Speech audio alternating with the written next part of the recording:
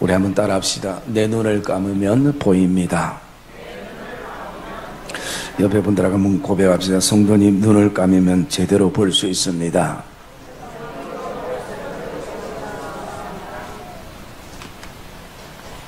한 주를 보내면서 어떤 말씀을 전할까 묵상하는데 하나님이 사도행전 이 9장의 말씀을 주셨어요.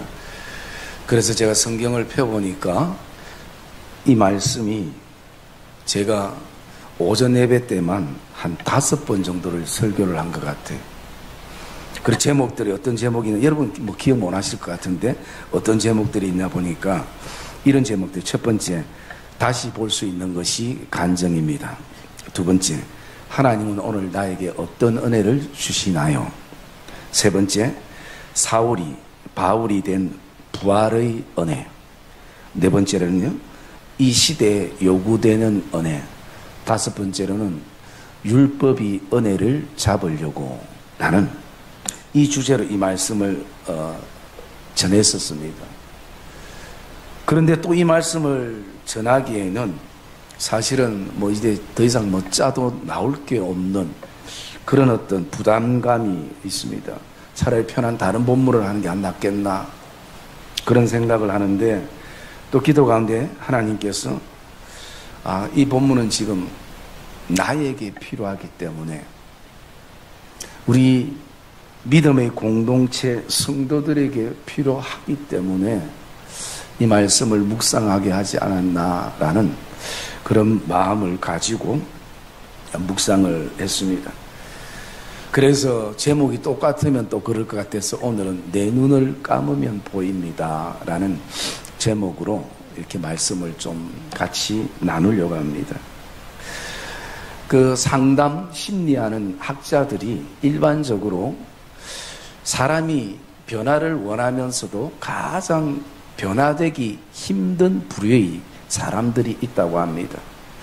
그것은 공통적으로 다 하나같이 자아가 강한 사람은 참 변하기 힘들다는 것이에요. 여러분, 오은영 박사가 상담하는 그 금쪽 상담소라는 것을 저도 한 번씩 보면서요, 참 거기 자아가 강한 사람을 보면 설득이 안 되는 것이에요. 대화도 안 될 뿐더러 설득도 안 되는 것이에요. 그런데 그 모습을 보면서 제 모습을 보는 것 같아요. 여러분, 자아가 강한 사람들은 나름대로 자아가 강한 어떤 여러 가지 이유가 있을 것입니다. 그래서 제가 어떤 이유가 있는가 제 나름대로 한 5가지 이유를 생각을 했는데, 첫 번째는요, 자기 확신이 굉장히 강한 사람인 것이죠. 맞고 틀림이 중요한 것이 아니라 틀려도 어쨌든 내 확신, 이것을 오늘날 말하면 그 고집불통이라 얘기하죠. 고집과 아집이 굉장히 센 사람이죠. 그리고 또 두 번째로는 내가 뭔가 가르치는 위치에 있는 사람이거나 아니면 가르치기를 원하는 성향을 가지고 있는 사람인 것이죠. 그리고 세 번째로는 나름 인생을 이 정도 살았으면 성공했다라고 생각하는 사람들인 것입니다. 그리고 네 번째로는요, 오직 자기의 열심이 자랑이 되는 사람인 것입니다. 그리고 다섯 번째는 어떤 상황 속에서도 자기의 잘못은 절대 인정하지 않는 성향의 사람인 것입니다. 뭐 이 외에도 여러 가지 이유가 있겠지만 이렇게 되어질 때에 자아가 강할 수밖에 없는데요, 오늘 이 5가지를 다 포함하고 있는 한 사람이 나오는데 그 사람이 바로 사울이라 우리가 생각해보게 되어지는 것입니다. 오늘 이 본문의 내용은 예수 믿는 사람들을 잡으려고 또 잡아서 죽이기 위해서, 여러분 예루살렘에서 다메섹이란 그 지역까지 흘러가는데 그 거리가 240km, 즉 부산에서 한 대전까지의 거리인 거예요. 그 거리를 그가 그 교통이 불편한데도 오직 자기 열심을 가지고 그곳까지 가다가 다메섹에서 예수 그리스도를 만나는 사건인 것입니다. 여러분은 먼저 내 신앙의 삶 가운데에, 믿음의 여정 가운데에 이런 경험이 있기를 주님의 이름으로 축복합니다. 왜냐하면 내 신앙에 이 경험이 한 페이지가 돼야 되는 것이에요. 우리 신앙의 많은 페이지수들이 있는 가운데에 어쩌면 이 페이지가 있어야 제대로 페이지가 넘어가는 것이고 또 제대로 우리가 믿음의 삶을 살아가게 되는 것이에요. 여러분, 사울이 예수를 만난 다음에 지금까지 예수 믿는 사람들 잡으러 다녔던 사울이 은혜를 알고 복음을 알게 되면서요, 19절에 보면 이렇게 말하고 19절 20절 보면 사울이 다메섹에 있는 제자들과 함께 며칠 있을새 20절 여러분 읽으세요. 20절 시작. 예. 지금까지 핍박했던 예수를 어떻게 해요?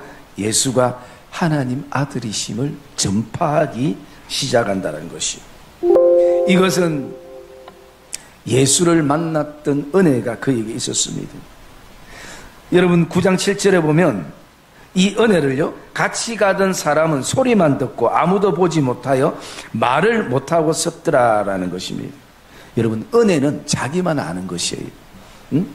지금 사울은 이런 예수 그리스도의 은혜를 지금 경험하면서 있는 상황이지만 다른 사람들은 지금 모르는 상황인 것입니다. 저는 신약 성경의 요지가 뭔가 그것을 생각해 볼 때에 저는 그렇게 생각했습니다. 신약 성경은 예수 그리스도를 만난 사람들, 복음을 만난 사람들, 그리고 그 복음을 만난 사람들이 어떻게 복음을 전하는가, 어떻게 복음을 위해서 살아가는가, 그 내용이 신약 성경이 아닌가라는 생각을 가져보게 되어집니다. 여러분, 오늘 저와 여러분들이 알듯이 신약 성경의 가장 율법의 대표적인 사람이라면 바로 이 사도 바울일 것입니다. 우리는 율법에 대해서 두 사람의 예를 생각해 볼 수 있습니다. 한 사람은요, 간음한 여인입니다. 이 여인은 율법이 좋아서, 율법이 즐거워서 지키는 것이 아니라 어쩔 수 없이 율법을 지켰던 한 인생의 모습을 보여줍니다. 그러다가 결정적인 순간에는 율법을 어기게 되어지는 것이, 그래서 많은 사람들에게 자신의 죄가 드러나는 한 사람의 모습을 보게 되고요. 또 극과 극으로 율법에 대해서는 열심과 뜨거움을 가졌던 사도 바울을 우리가 보게 되어지는 것입니다. 사도 바울의 이 율법을 향한 열심을 따라갈 사람이 없었습니다. 그런데 사도 바울이 놓치고 있는 하나가 있다면 그것은 율법을 주신 하나님을 놓치고 있다라는 것입니다. 여러분, 우리는 어쩌면 가늠한 여인의 인생이든 아니면 사도 바울 같은 인생일 수 있게 되어지는 것이. 그런데 오늘 이 사람들이 예수 그리스도를 만난 것은 율법과 은혜의 만남이고 죄인과 의인의 만남인 것을 우리에게 보여주고 있는 것입니다. 여러분, 하나님은 의도적으로 사울의 육신적인 눈을 감게 하셨습니다. 지금까지 사울의 눈을 감길 사람은 아무도 없었습니다. 그러나 오늘 하나님은 그들의 눈을 감기기도 하고 그들의 눈을 다시 뜨게 하시는 하나님이심을 우리는 알아야 하는 것입니다. 그럼을 통해서 오늘 그냥 눈만 감게 하시는 것이 아니라 그의 영안을 열어주셨습니다. 율법의 눈으로 살았던 사울을 향해서 이제는 은혜의 눈을 뜨게 하시고 은혜의 눈을 열어주신 것이 바로 사도행전 9장의 말씀이기도 하는 것입니다. 사울은 지금까지 살아가면서 내가 보는 것이 전부였고 내가 보는 것이 최고였고 그리고 또 내가 볼 수 있는 이 모든 것이 자기의 자랑이 되었습니다. 그런데 사도 바울이 눈을 뜨고 사는 삶이 어떻습니까? 1절에 보면 사울이 주의 제자들에 대하여 여전히 위협과 살기가 등등했습니다. 눈을 뜨고 있는 그런 가운데에 그런 인간적인 자신감이 가득 차 있는 삶이고 모든 것이 혈기와 살기와 위협으로 살아갔던 삶이 사울의 삶이었습니다. 이 삶이 잘못된지도 알지 못하는 것이 제대로 살아가는 줄 그렇게 오늘도 착각하고 있는 것을 우리가 보게 되어집니다. 여러분, 이런 삶을 살았던 또 한 명의 인물이 구약에 나오는데요. 그 사람이 누구냐면 삼손이었습니다. 여러분, 우리가 사사기 말씀 한번 볼까요? 사사기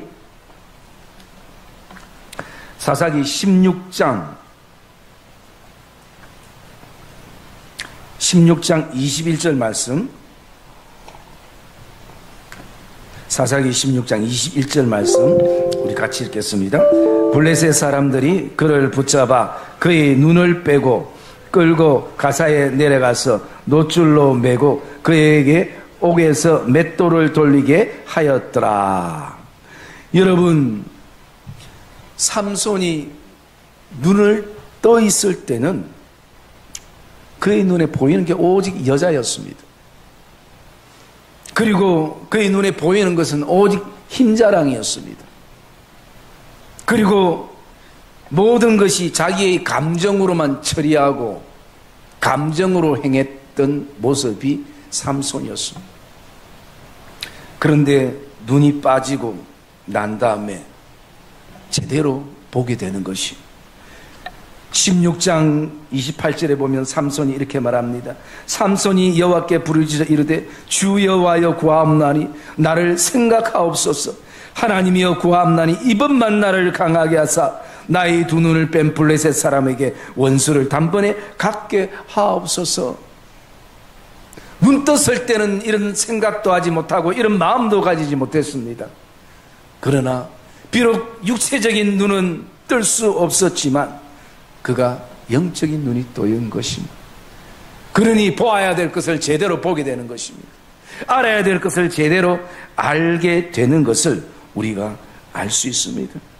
사울도 마찬가지입니다. 눈 떴을 때보다 눈 감았을 때 훨씬 더 많은 것을 지금 보고 있는 것이. 여러분, 지금 혹시 내 삶이, 내 상황이, 환경이, 내 신앙이 여러 가지로 복잡하다라고 생각되어지면 그 순간에는 지금 하나님이 나를 향해서 너희 눈을 감아라 라는 신호라고 생각하기를 주의 이름으로 축복합니다. 하나님이 지금 신호를 주시는 것이에요. 나는 눈이 뜨면 떠여질수록 끊임없이 혈기와 살기와 위협과 그 다음에 불평과 원망과 살아가고 있는 이 내 모습을 눈을 감아야 볼 수 있게 되어지는 것입니다. 여러분, 우리는 오늘 무엇에 대해서 눈을 감아야 하는가? 첫째는 나 자신에 대해서요. 두 번째는 나의 신앙에 대해서. 세 번째는 세상에 대해서. 네 번째는 다른 사람에 대해서 이제는 우리가 눈을 좀 감는 시간들이 우리에게 필요하다는 것입니다. 왜 눈만 뜨면 싸우고 눈만 뜨면 헐뜯고 눈만 뜨면 다른 생각과 다른 마음을 가지는 것이 오늘 우리의 모습이지 않는가라는 것을 생각해 보게 되는 것입니다. 여러분, 오늘 이 사울은요, 눈을 감고 있을 때에 아나니아가 기도를 해주게 되고, 그럴 때에 18절 말씀 우리 한번 볼까요? 본문 9장 18절 말씀 시작.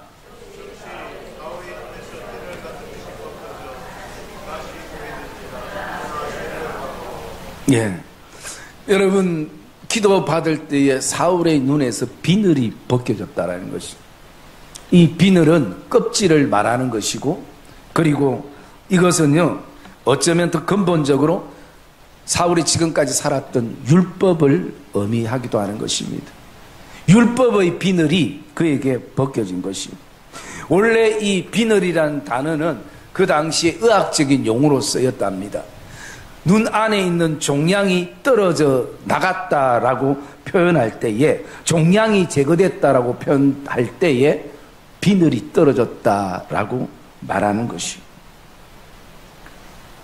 자기가 가장 좋아했던 율법이 자신의 신앙을 해치는 종양인 줄 그는 알지 못한 것이요. 그토록 사모하고 내 열정과 내 뜨거움으로 품고 있던 그 율법이 오늘도 제대로 보지 못하게 했던 요소라는 것을 알지 못하는 것이요. 여러분, 이와 비슷한 내용을 우리가 묵상해 보면 요한복음, 우리 한번 찾아봅시다. 요한복음 11장 39절 말씀입니다.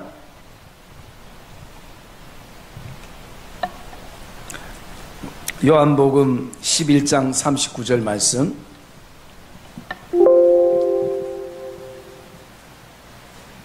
우리 같이 읽읍시다. 시작. 예수께서 이르시되 돌을 옮겨 놓으라 하시니 그 죽은 자의 누이 마르다가 이르되 주여 죽은 자가 나흘이 되었음에 벌써 냄새가 나나이다. 예. 여러분, 나사로가 죽었을 때 이미 장사 지낸 상태에서 주님이 그 무덤 앞에 가셔서 돌을 옮겨 놓아라 라고 말씀하시는 것이, 그럴 때에 마리아와 마르다는 이미 죽었기 때문에 주님 의미 없습니다. 조금이라도 생명이 붙어 있으면 그때 뭐 하나님께서 만지시면 되지만 이미 끝났습니다. 여러분, 생명의 주인이 하나님이신 것을, 생명의 주인이 예수 그리스도인 것을 믿지 못하고 알지 못하는 모습인 것을 우리가 보게 됩니다. 여러분, 돌을 옮겨 놓아라 라고 말씀하는 것입니다. 여러분, 이 돌은 지금 어떤 상황입니까? 삶과 죽음의 경계선에 있는 것이에요. 율법과 은혜의 경계선에 있는 것입니다. 향기로운 삶과 썩고 냄새나고 악취가 나는 그 경계선에 있는 것이 지금 돌인 것이에요. 주님은 주님의 힘으로 그 돌을 제거할 수 있지만 마르다와 마리아에게 그렇게 하라고 말씀합니다. 믿음으로 순종하는 것을 보기도 하겠지만 오늘 어쩌면 그 돌을 옮길 때에 부활의 은혜를 경험하게 되는 것을 주님은 오늘 말씀해 주고 있는 것입니다. 여러분, 오늘 우리에게도 옮겨야 될 돌이 있을 것입니다. 은혜와 율법 사이를 가로막고 있는 장애물이 있을 것입니다. 주님은 어쩌면 오늘도 이 시대 마리아와 마르다 같은 우리 신앙 안에 돌을 옮겨 놔라 라고 말씀하는 것입니다. 여러분, 그 당시에 유대인의 그 무덤은요, 우리나라와 달라가지고 동굴처럼 되어 있습니다. 그 안에 시신이 들어가고 바깥에 돌로 막고 거기다가 가루를 뿌려서 회칠한 가루를 만듭니다. 여기는 무덤이라는 표시인 것이. 어쩌면 비늘이나 돌이나 이것은 우리에게 같은 의미를 오늘 상징하고 있는 것입니다. 여러분, 나에게 벗겨질 비늘이 무엇입니까? 내가 옮겨내야 될 돌이 무엇입니까? 혹시 나의 의라든지 아니면 무지라든지 고집과 아집이라든지 모든 것이 내 기준이 돼야 되는 잣대라든지 또는 지금까지 해왔던 교회의 전통과 제도라든지 이게 말씀 위에 서고 은혜 위에 설 수 없는데 오늘 그게 내가 벗겨야 될 비늘이고 벗겨야 될 돌은 아닌가라는 것을 우리가 묵상을 하게 되어집니다. 그러면서 우리가 이 말씀을 묵상하면서 저는 이런 질문을 해봤습니다. 그러면 눈만 감고 있으면 다 되는가?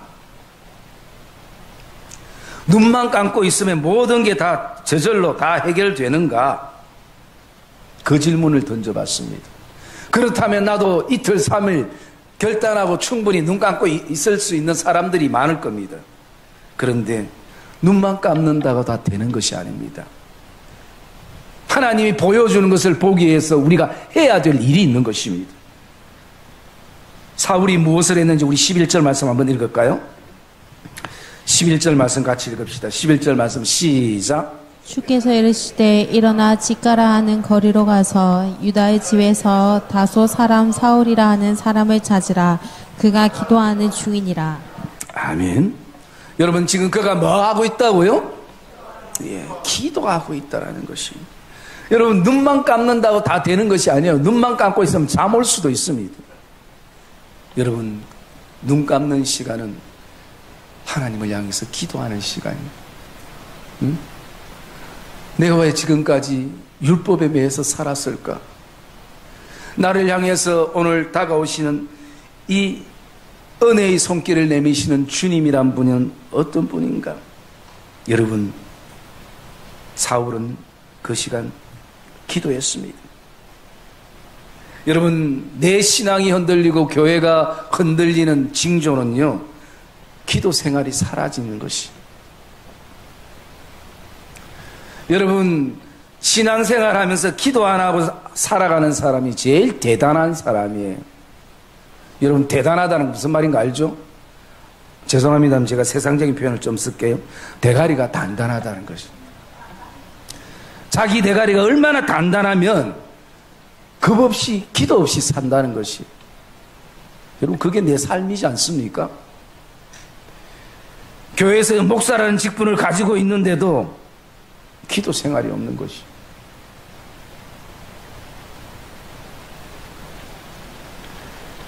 여러분 혹시 우리가 옛 은혜로 너무 우려먹고 있지는 않습니까? 여러분 은혜는 곰탕이 아니에요. 소뼈가 아니라고요. 그것은 뭐 우려질수록 더 진국이 나올 수 있겠지만 하나님의 은혜는 늘 새로워야 될 줄 믿습니다. 새로운 은혜를 하나님은 지금도 준비해 놓고 계신다는 것이에요. 여러분 지금 사울은 나에게 왜 갑자기 이런 일이, 왜 우연히 이런 일이, 호련히 이런 일이, 호련히 하늘로부터 빛이 나에게 비쳤는가 라고 얘기하지만 하나님이 이미 다 사울을 위해서 준비해 놓으신 것입니다. 결코 우연히 호련이라는 것은 우리의 신앙에는 있을 수가 없는 것입니다. 여러분 오늘 지금 저에게는 기도의 시간이 필요합니다. 우리가 기도해야 비늘이 벗겨지는 것입니다. 우리가 기도해야 돌이 옮겨지는 것입니다. 기도가 은혜이고 기도가 믿음의 반응인 것입니다. 사랑의 믿음의 성도님들, 오늘 저와 여러분 안에 정말 다시 보는 은혜가 있기를 주님의 이름으로 축복합니다. 그러면서 지금부터 이제 좀 핵심적인 말씀인데요, 저는 이 말씀을 묵상하면서 사도 바울이 아무것도 보지 못하는 그 사흘의 시간 속에 하나님이 그에게 주신 은혜가 뭔가, 무엇을 깨닫게 하셨는가, 세 가지를 이렇게 묵상해 봤습니다. 첫 번째는 뭐냐면요, 4절 말씀 우리 한번 볼까요? 5절 말씀 우리 봅시다. 4절 말씀 시작. 땅에 엎드려져 들음에 소리가 있어 이르시되 사울아 사울아 내가 어찌 나를 박해하느냐 하시거늘. 여러분 사울이 깨달은 한 가지가 뭐냐면, 예수 믿는 사람을 죽이려 하는 것은 예수를 죽이려 하는 것이다 라는 것입니다. 사울은 이상했습니다. 나는 예수님을 박해한 적도 없습니다. 나는 예수님을 핍박한 적도 없습니다. 예수 믿는 사람들을 잡으러 다녔습니다. 그런데요, 주님은 오늘 뭐라고 말씀합니까? 예수 믿는 사람을 죽이려는 것은 나를 죽이는 것이다. 여러분, 같은 성도를 비판하고 비난하는 것, 그것은 그 사람을 비난하고 비판하는 것이 아니라 예수를 비난하고 비판한다는 것을, 여러분 제가 말씀을 준비하면서 뒤늦게 제가 놓치고 깨달았던 부분인 것이, 나는 저 사람이 고쳐지기를 원하고 저 사람이 새로워지기를 원하고 기타 등등 여러 가지 이유에서 비난하고 험난하고 비판했는데, 여러분 그것은 예수님에 대한 비판과 비난이라는 것이. 그런데 그것도 알지 못하고 저는 참 많은 세월 그렇게 살았습니다. 여러분 우리가 기억해야 합니다. 예수 믿는 사람을 죽이려는 것은 예수님을 죽이는 것과 같다라는 것이, 우리의 말이 아니라 주님이 지금 말씀하고 있는 것이, 너가 왜 나를 박해하느냐? 나는 너가 박해하는 예수라. 두 번째로요, 우리가 17절 말씀 한번 볼까요? 17절 말씀 제가 읽을게요. 아나니아가 떠나 그 집에 들어가서 그에게 안수하여 이르되 형제 사울아 라고 말씀합니다.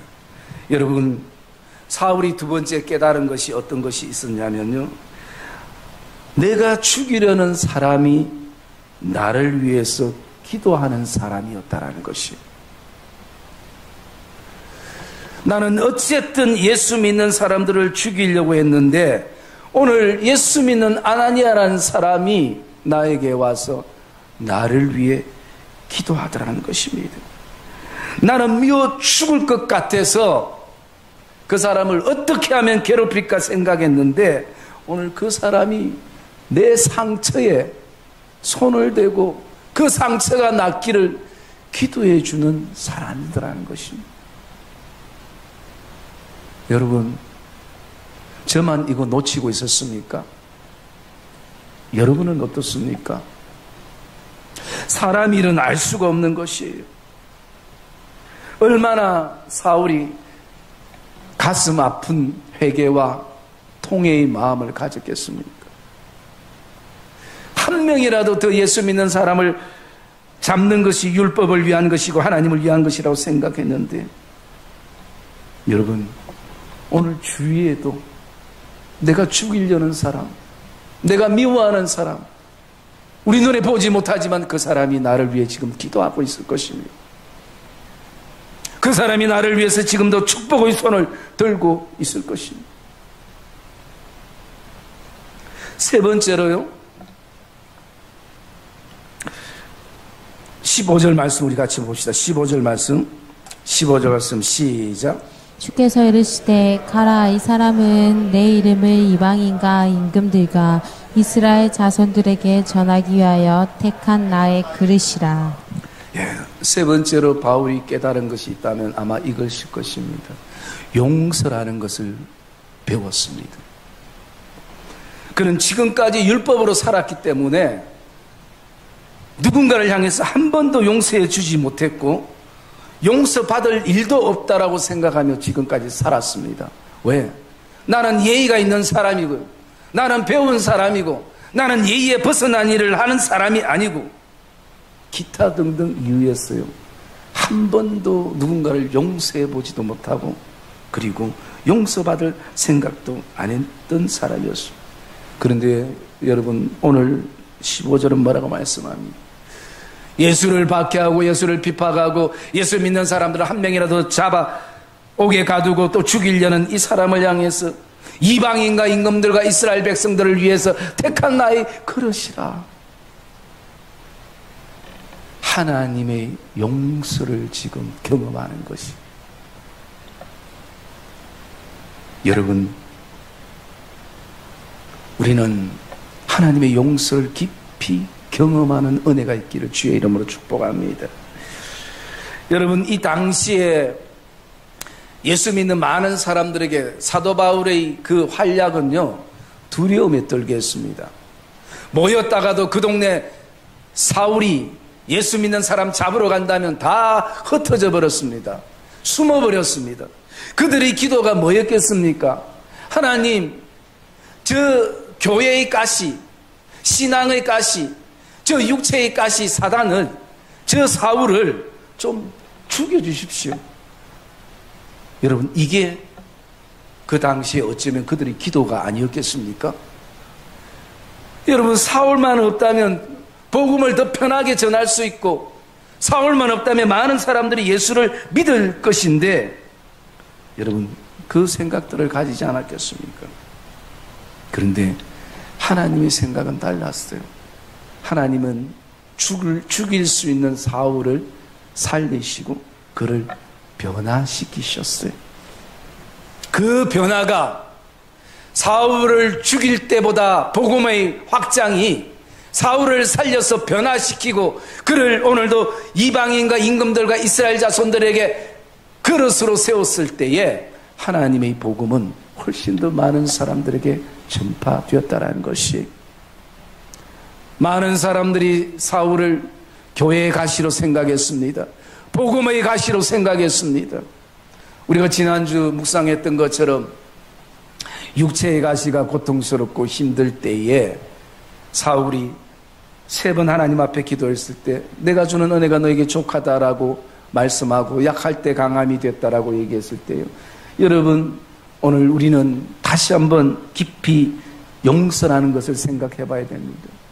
그럴 때에 어쩌면 교회의 가시처럼 생각되어지고 복음의 가시처럼 생각되어지고 또 우리 공동체의 가시처럼 생각되어지는 그 가시가 내 안에 예수의 흔적이 될 것입니다. 하나님은 그렇게 일하실 것입니다. 그러기에 여러분, 사도 바울은 자신이 자랑하는 게 어떤 자랑입니까? 내 안에는 예수의 흔적을 가졌노라. 그게 사도 바울의 자랑이고 고백이었습니다. 사랑의 믿음의 성도님들, 용서가 쉽지는 않을 것입니다. 그래서 어떤 목사님은 용서는 고난입니다 라고 얘기를 했습니다. 왜? 용서가 쉽지 않거든요. 우리가 그 말씀을 모릅니까?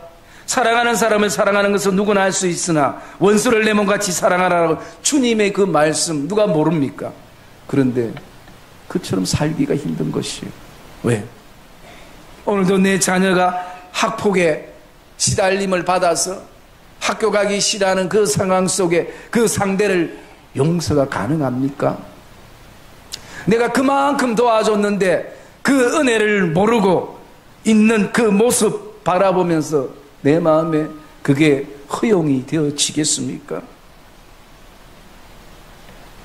내가 없는 자리마다 나를 험담하고 비난하고 나를 욕하며 늘 그 얘기들이 내 귀에 들려오는데 그걸 어떻게 참고 용서할 수 있겠습니까?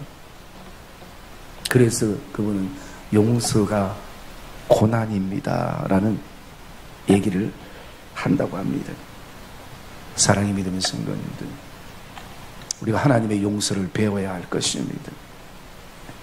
그분이 나에게 베푸셨던 그 하나님의 은혜, 여러분, 나에게 용서가 필요하다면 누군가에도 용서가 필요한 것입니다.